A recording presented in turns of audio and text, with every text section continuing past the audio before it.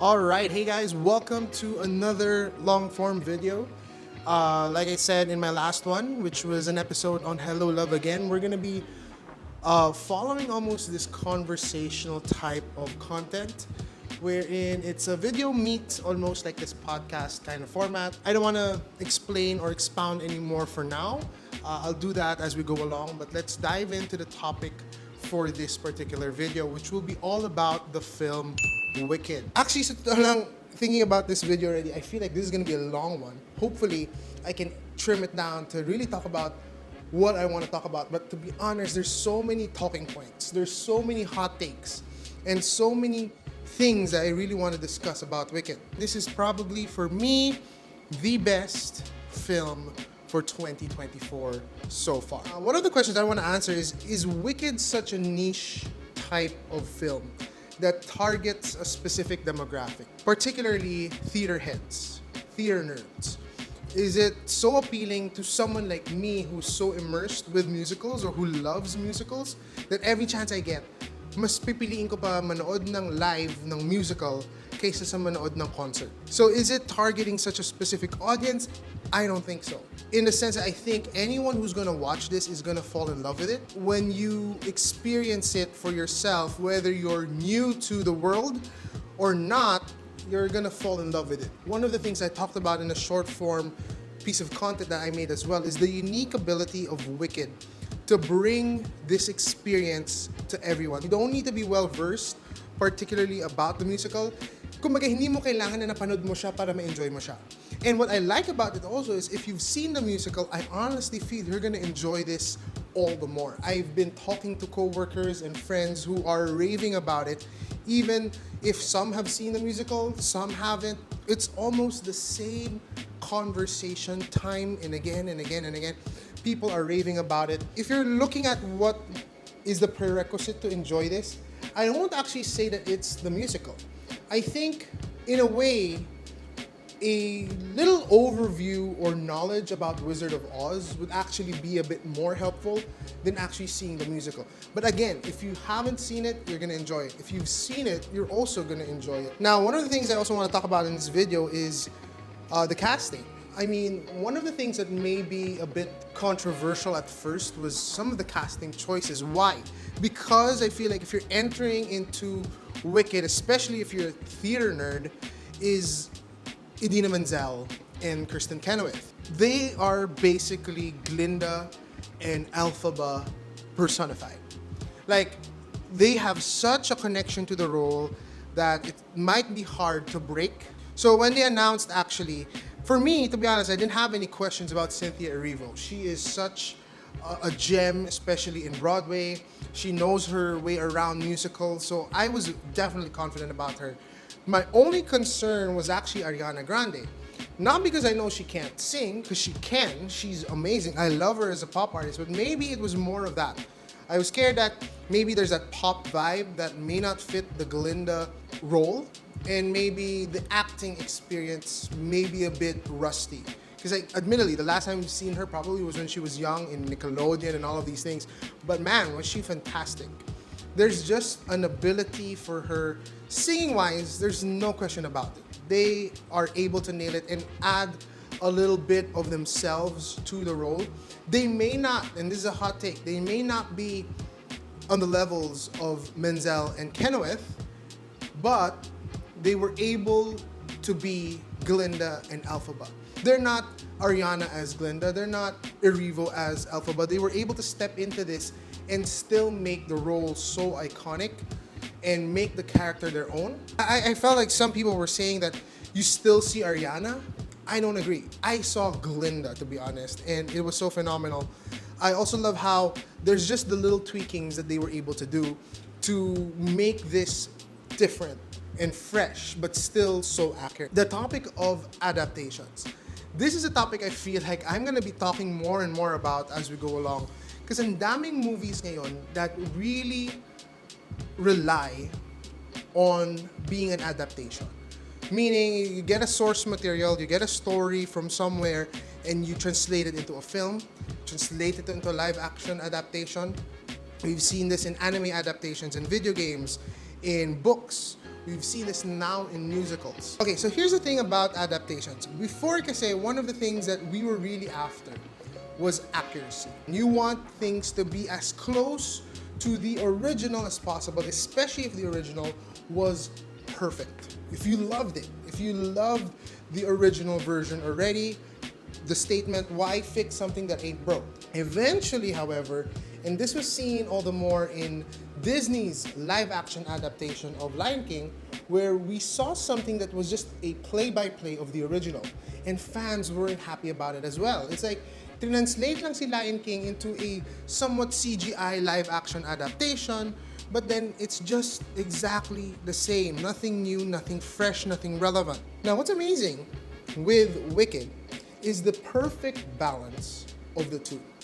You just have a few things here that are tweaked, but what is tweaked or what is added adds value. We have moments that the story of a younger Elphaba is told all the more. We see moments that she's bullied. We see moments that she has this training sessions with Madame Morrible. And these aren't things that change the story. It adds something little that, to be honest, hindi mo siya mafe-feel. Parang, nangyari ba to before? Hindi pala. But you get it. It adds something now that is just to make it slightly different. Even the songs, just a bit of tweaking on the notes, a little bit of ad-lib, just pushed it, was just enough to make it fresh, to make it something worth seeing on a live action platform. But I circle back. Again, this is the type of film that you don't need to compare. You don't, I don't know, maybe because the added value here as well is the fact that you get angles in cinematography. You get to play around with the scoring, you get to play around with close-ups, and these are things that are very limited in a Broadway setting, in a play setting. So I think that's also something beneficial that Wicked capitalized on. But there were just so many moments here that, man, they squeezed every ounce of how to make this so engaging, so emotional, so brilliant. It's accurate. If that's the question, is it accurate? Yes. Is it fresh and new and worth seeing? Absolutely. But one of the things that I discovered in this this moment that I was able to watch Wicked again, this film was able to draw out the themes a bit more than the musical. Admittedly, I think what this film does, first and foremost, casting is one of the things also when it comes to an adaptation, people are a bit skeptical about. I don't know if they really were intentional about this, but I feel they were. But at the same time, once you step back and realize, oh man, it makes sense. Because we're talking about color here as well. We're talking about a woman here, Elphaba, who's ostracized for being green. And she is looked down upon because initially when people see her, they are shocked, they're surprised, they're green. And she has the spiel ready to explain why she's green. Even the tension that she wants to meet the wizard to maybe de-greenify you. Seeing an African American woman play a role like this is so powerful. And I love how we get to bring back more of this conversation about race, about being ostracized, about stereotypes. I love the fact that Wicked's themes also talk about friendship, the blurriness of morality. I love the fact that there's so many things that Wicked, realizing it now, really touches on, really pierces through, that you may not necessarily see it value-wise just watching the musical. Because you have a musical aspect to it, which feels a bit lighter, it's paired all the more with this heaviness that hits you. Not just in terms of the race part, but in being ostracized and being looked down upon, you see two very different characters. Relatable characters. Someone who feels very indifferent, someone who feels very, very unpopular, and someone so jaded, someone so superficial, someone so shallow. And you feel like because she's also Glinda the Good, she's supposed to be good. So again, blurs in morality, blurs in what is defined as good, what is defined as wicked and evil. We see not a background story really about the Wicked Witch of the West, but we see really an analysis of what it means to be wicked and good, and how in each of us there's a Glinda and an Elphaba.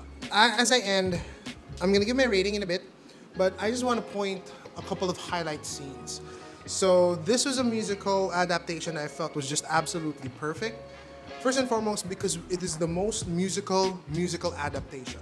Even the slightest moves like this and yung mga backup singers and dancers having this animated effect, the choreography, the production, really felt like an elevated Broadway musical meets a music video, but with a really badass story. Was one particular moment that I forgot was in the musical because it was done differently here and how powerful it was. Basically, it was in that song, Dancing Through Life, and Elphaba dancing weirdly. And I think a lot of people have been doing memes of this and whatnot and reenacting it. It's one of the most emotional moments in this film because it was a bit funnier when it was done in a musical. It was a bit more, it wasn't as emotionally powerful. But there were slow-mo moments, there were touches on cinematography and editing that was just perfect.